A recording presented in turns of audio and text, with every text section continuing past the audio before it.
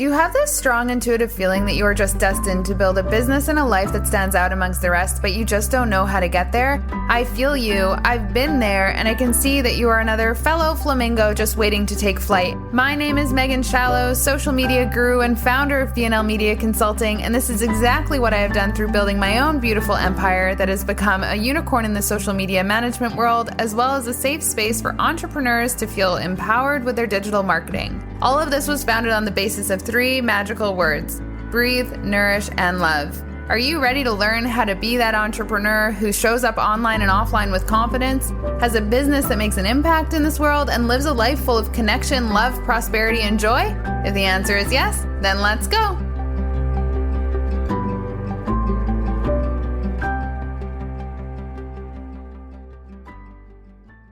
All right, we are back. And this is the last episode about the story of BNL because, I've been doing this business now for 4 years and I'm not going to do every episode about every chapter.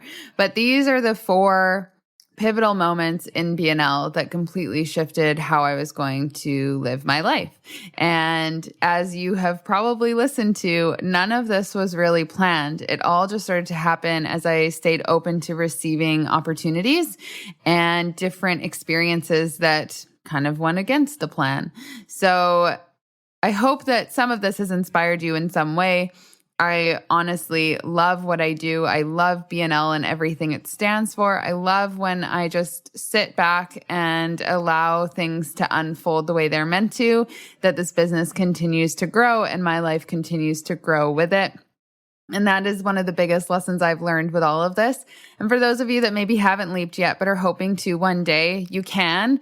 And you just have to start listening. Start listening to the cues. Start listening to the universe or God or however you see something bigger, that magical power that just seems to bring things to you. Whatever you want to call that, just start listening to it.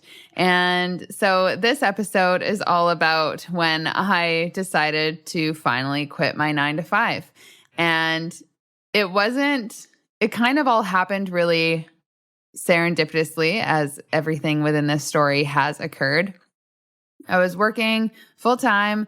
I was loving what I was doing until I wasn't. And I was living by myself in an apartment, and it was quite lonely at the time. And I was just like, is this going to be my life? Am I going to be living by myself, working a 9-to-5, be so exhausted on the weekends that I honestly don't even want to do anything, have no time during the week other than go to work, come home, make dinner, maybe get to the gym if I could, feeling so exhausted and feeling like there was absolutely no time for me because I was so socially exhausted from being in an office space for 8 hours, and then everyone would want to go for drinks after. So then it would turn into like a 10-hour day, and I felt like a loser if I didn't go out to these social gatherings with business people. And I was like, is this the life I want?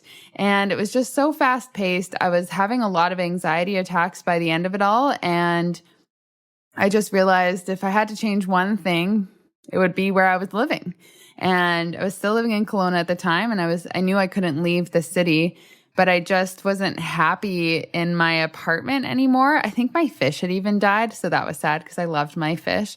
And so it just was I was at this place where I was like, okay, what do I really need right now? And I missed more than anything the yoga retreat and having all of those amazing people around me and people who just understood me on like a soul level. It didn't matter what I did or who I was or who I knew.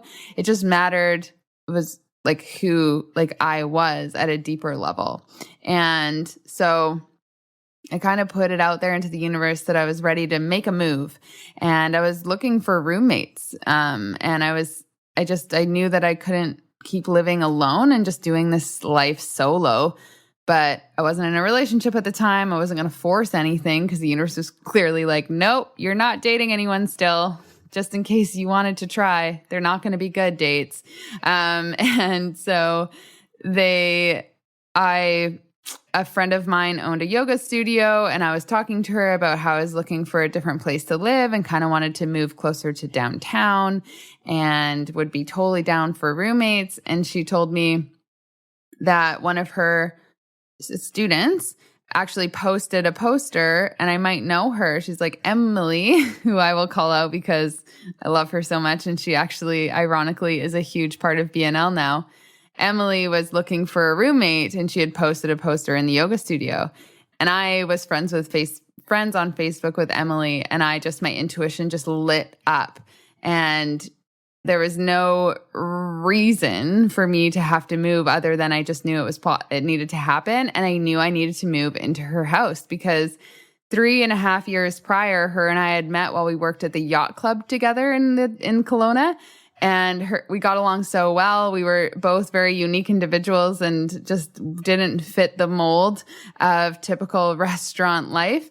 And I honestly remember her moving into the coolest house ever, which she called Roanoke Farm. And I wanted to live there, but I had just moved into my own apartment, so I couldn't just move again. And so when this home came up and a spot came up, I messaged her on Facebook. I told her, I need to live with you. Please let me live with you. And can I come see the place? And it all fell so perfectly together. And she had another roommate at the time and was also looking for another roommate. So there were 2 new people that were going to be moving in. And I remember going into her living room and sitting with these 2 other amazing, very spiritual, very unique women of all sorts. And we all just sat there and chatted for like a couple hours, had tea and other things. And it was it. Like, we just knew it was just a matter of who's getting what room. And I chose the attic space that was green up in the home. It was like a vintage home. And the ceilings were super small. This fan was like a death fan. If I stood up too fast, I would definitely hit my head on this fan. Slanted ceilings. My mattress would have to be on the floor. I'd have to get rid of all my couch. No TVs in the house. We just had laptops and gems and stones everywhere. Every room was a different color. There was a backyard that had like a pond, and there were chickens at the time, which didn't stay for too much longer, but the chickens were there, and there was vegetables. And I almost felt like I had walked back into the yoga retreat, and it all just happened so quickly. So I moved into that house, felt so at home so fast. And then I realized it was I cut my rent in half, more than in half, living with 4 people.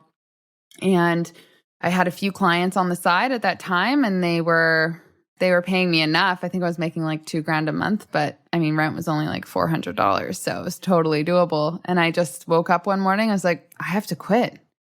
And that was it. I remember standing in the kitchen with Emily and a few of her friends and talking about what I did and what I was building. And I just told them, I was like, yeah, I think I'm going to quit my job. And I think it was within that month that I had moved into that home that I just leaped, because I wanted to spend all my time at that house. It was so peaceful. I felt so at ease. I felt like myself. I felt so connected to other women in the community. And I just felt so free. And I just didn't want to go back to work anymore because I just felt so free. And that was when I leaped. And I downsized everything. And I think with every business owner, you have to start thinking about, okay, if I'm going to leap into this and I'm going to grow this, what do I need to get rid of that I thought I needed, but I don't actually need? And for me, the biggest thing was an apartment all by myself. It was good for the time, but it wasn't necessary anymore. I wanted my freedom more. And at that time, I wanted my freedom more. And I lived in this house for 8 months. All I needed was 8 months. And then I was able to move back out on my own. And that's when I went to Peachland. But I couldn't have done it without this house, Roanoke Farm. The women that surrounded me, they watched me through my highs and lows. They lifted me up when I was really down. They helped me delegate. I think I delegated copywriting to one roommate because she was a great writer, and that was Emily. I delegated engagement and community building to another, and I also just bounced ideas off our other one who just listened to me all the time and always gave me hugs and always knew when I was stressed and would just come in and make me laugh or do something that would distract me. And they all just rallied around me as I built this beautiful thing. And that was when I learned that when we're building businesses, we do not need to do them alone. There's no way that you can do it alone and still have that freedom that is what you're searching for. At the end of the day, we're all building businesses in order to have that freedom to build the lives that we want, not the lives that were being dictated by others. So that is how BNL began. It began at this cute little farm, Roanoke farm, which wasn't even a farm, but a vintage house, heritage home in the bottom of Kelowna in Knox Mountain. For those that are very familiar with the city, you'll know exactly the area that it's in. And it just grew from there. And then I moved out to Peachland, and that was when I was able to really start living my life full of freedom and living on the lake. That was a big jump for me. I went from really low rent to really high rent, but my business grew when I made that leap of faith. And now we're here. BNL has turned into a beautiful agency that is completely nomadic. We do not have an office space. I played around with the idea a few times, but I never really felt right because that is something that I never wanted for myself. And I also don't want it for others. I want the ability for everyone to feel free, even if maybe they aren't going to be entrepreneurs ever. So that is the story of BNL in a nutshell. I am so grateful that you listened. I don't want to keep you too long for these because we have lots of learning and education and interviews to do now, but I always want people to know where this all began. So if you are in the middle of building a business, but you still feel alone, start to think about who you can lean on for support, who is in your network, where is your family, your friends, who make you feel like the bright flamingo you are, and just detour away from the rest. Don't follow the model, follow your intuition and allow the universe to guide you wherever your business is meant to go, and you will be safe. The key is just to trust. Trust, trust, trust. And that is something that I have learned and continue to learn over and over and over again when I get tested by the universe, by my business, by clients, by friends. I just always have to trust that everything is going to work out the way that it's meant to, and the life that I'm meant to live is going to unfold the way that it is supposed to. So with that, I shall leave you all to enjoy another great day, or another episode if you choose, if we've got a few more to listen to. And I hope if this does inspire you, let me know on social media. I would love to hear what you have to say. And if you have had any similar experiences, give us a like, give us a follow at BNL Social, check out our website at www.bnlmediaconsulting.com. Wherever you want to go to connect with us again, we'd love to see you and we'd love to connect with you. So have a great day. Thank you so much for joining us on another episode of Fly Flamingo Fly with BNL. We are so grateful you stopped by, and we hope that something from today's conversation ignited the inspiration you were looking for so that you can keep moving forward towards the life of your dreams. This podcast was produced by BNL Media Consulting with the amazing help of Podigy Podcasts. We'd love to hear your takeaways from this episode, so be sure to leave us a review, as well as give us a follow on Instagram at BNL Social. If you need any help with your social media marketing, feel free to visit our website at www.bnlmediaconsulting.com, and we would be more than happy to support you. We hope you have an amazing day, and we cannot wait to connect with you again next time. Have a good one, everyone.